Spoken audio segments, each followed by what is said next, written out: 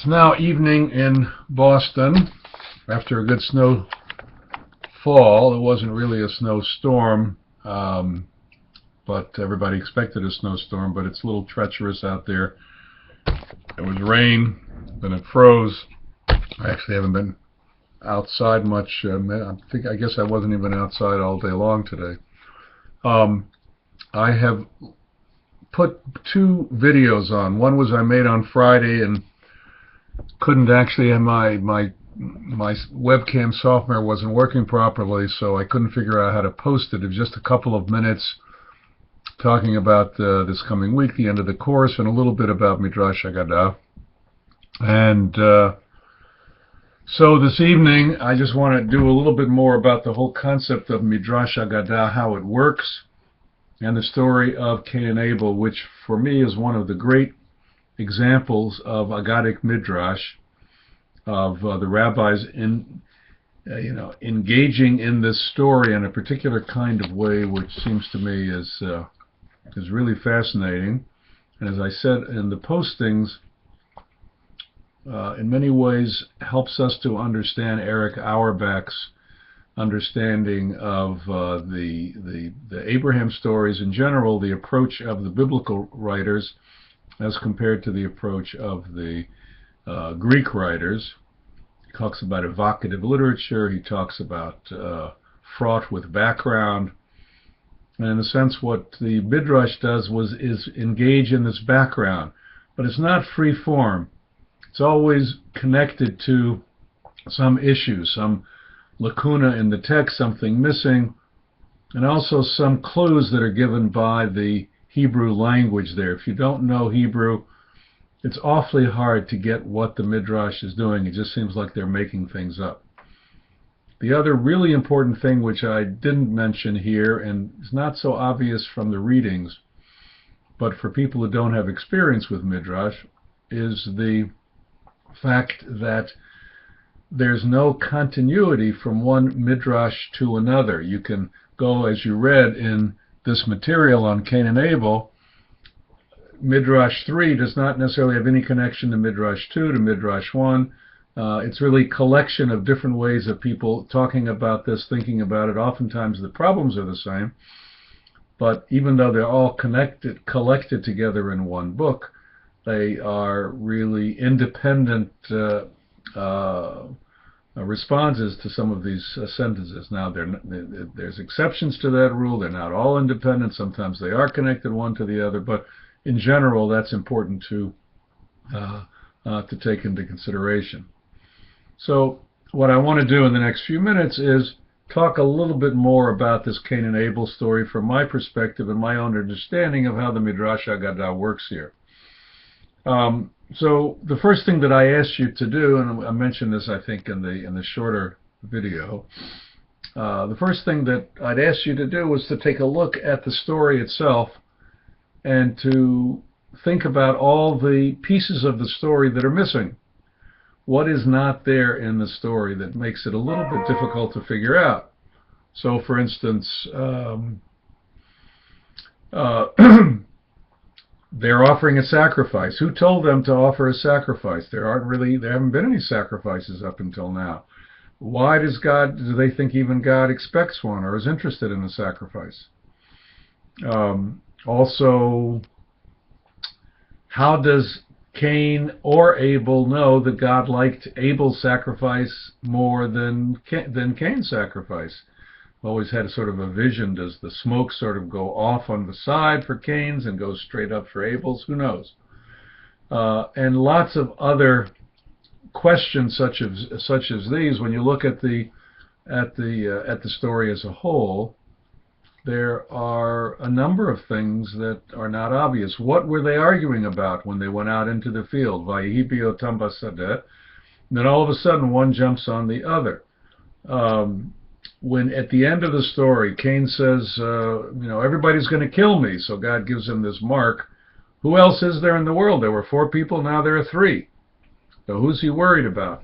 Scholars actually think, and there are lots of other of these things that are sort of missing. Many of these things that seem to be unclear are there because they are. It's put here as a story of beginnings at the very beginning of things, and most scholars think that this was a story. The story of fratricide was not originally linked to beginnings, but it was a story that got put in here for a particular reason. Maybe if there's time at the end of this video, I can talk about my thinking about why it might have gotten put in here. But if you don't see this story as a beginning story, then a lot of the issues and problems that emerge sort of fade away. So, but if we look at the story, we see this very short story of of Cain and Abel and God's relationship really to Cain, not so much to Abel. And what I see in this story is the rabbis generating a conversation between Cain and God that's beneath the surface, and they sort of pull it out from the words, from the hints in the words and so on, so that if you read the story with their questions and their interpretations in mind, you get a whole different picture of the character of Cain, and in many ways a different picture of the character of God. So again, if we go back to the story itself, and this is not all located in the specific Midrashim that I gave you from Bereshit Rabbah, the collection of Midrashim on the book of Genesis, but it comes from there and from some other places. So let me just sort of give you a little 5-minute lecture on my thinking about this Cain and Abel story. The first has to do with this Vayehi B'yotam Basadeh, and the rabbis are trying to figure out, this is not so much this internal conversation, but the rabbis are trying to really ponder the question of why do people have arguments in the world, and they use the words there, Vayehi B'yotam Basadeh, and the stories of Cain and Abel. So one of them has to do with I don't really have time to go into it, but there are allusions to perhaps this having to do with a woman, because when it says a woman has been attacked, if she's out in the field and she claims that she was attacked, you believe her. If she was in the city and she claims that she's attacked, this as far as the rabbis are concerned, you need more proof of that, because she would have been screaming and yelling and people inside the city might have heard it. In the field, perhaps not. So Vayehi B'yotam Basadeh, in the outside, in the field, gives you some sense that perhaps there was a woman involved in this, and they fought over the woman. Of course, there's also the question of property and honor and so on, and these are some of the things that people fight over. But this internal conversation begins when God asks Cain, Ei Hevel Achicha, where is Abel, your brother? And the answer that Abel gives, that Cain gives, Lo Yadati, Hashomer Achi Anochi, I don't know, am I my brother's keeper, is one of the most famous in English literature and Hebrew literature and so on. Rabbis understand this, that when Cain is answering this question, it's not as sort of silly or in the face to God as it might appear. Lo yadati, in one way of reading that Hebrew, is in the past tense. I didn't know. So what didn't he know? Maybe he didn't know that he wasn't supposed to kill somebody, that was not allowed. That option is not raised in the Midrash. What is raised is, I didn't know he would die. I knew I'd hit him. I knew I hurt him, but there was no such thing as death in the world. So how was I to know that after I hit him he was going to die? So I didn't know. I didn't know about this. And then Hashomer Achi Anochi actually goes back to the story of the two athletes. And the way that we can read this is Cain is saying to God, not, am I my brother's keeper, with that intonation, but rather, am I my brother's keeper? Hashomer Achi Anochi? Meaning, where were you, God? I didn't know about this. There's only 4 people in the world. I need a little help. I need a little somebody to come in and perhaps stop me at the last minute. You remained outside of things. Hashomer Achi Anochi? And that's that story of the athletes in the Midrash. And the answer of God is, Kol Demei Achicha Tzoakim Elai Mina Adama. What are you talking about? You didn't know anything. The voice of your brother's blood. First of all, Hashomer Achi Anochi, the Anochi part of that has to do, is understood by the rabbis as something that hints at God, because the word Anochi, there's the other word for I in Hebrew, which is Ani. Anochi is a way that God talks about himself. For example, in the first commandment, Anochi Adonai Elohecha asher tzotitcha me'eretz Mitzrayim beit avim. I am the Lord your God who brought you out of the land of Egypt. The word there for I is Anochi. So then the response of God here is the voice of your brother's blood. Kol demei achicha tzoakim elai midad adamah. The voice of your brother's blood is screaming at me from the ground. And they understand kol, the Hebrew word for blood is dam, but here it's used in the plural, damim, demei achicha. And the rabbis understand, some of them understand this as God answers back, the voice of your brother's blood, his blood is spattered out over the place. What do you mean you didn't know that by hitting him you would kill him? You made darn sure you were going to kill him by hitting him so many times in so many places that his blood is spattered all over. So you have in the Midrash this internal conversation between Cain and God, in which Cain is trying to justify himself, or at least to argue back, and God is responding back and forth and so on. And it really opens up the story in so many ways. I would say that one more thing in this short video is at the very end, or towards the end of the story, when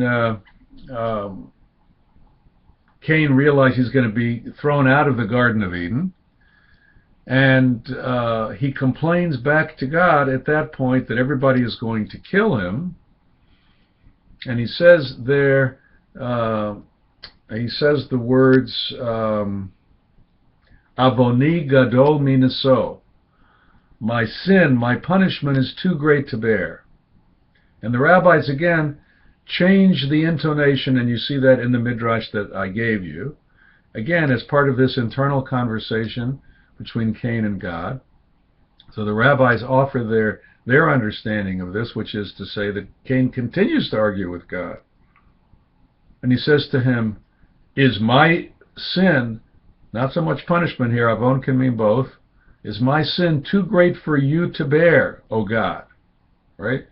Okay, I did it. I'm responsible and so on, but can't you take a little bit of the responsibility off of me? Is it too great, God? You're the great God. Can't you take a little bit? And in fact, the rabbis then see the mark of Cain, which then is given to him, which is a sense you're not going to, yes, I am going to take on some of this responsibility. You're not going to be killed in response to your killing of your brother, which is what's going to happen in the future. And in fact, I'm going to protect you. Nobody is allowed to kill you. In fact, you're going to have this mark on you. It's not a punishment, the mark. The mark is actually something which will help to rescue you, to save you. Anybody who sees a person with that mark will know that he's protected by God. So throughout this Midrash, it opens up a whole different way of thinking about it. And I think many of the Midrashim try to go underneath and inside the story in ways which say we as human beings have seen that this story is very much of a frame. It's very much of a story where the characters are not filled out. We don't know a lot about them, so it's our job to make use of whatever hints we can get from the text to fill out the characters in ways which make sense to us in our generation. Different generations are going to read it differently, and therefore these stories continue to have power all the way through till today. So as we read the story of Cain and Abel, and we read these words, we can have those words of the rabbis resonate to us, but they also resonate to us in different ways so that we today can engage these stories, think about fratricide from our particular perspective, from our day and age, and so on.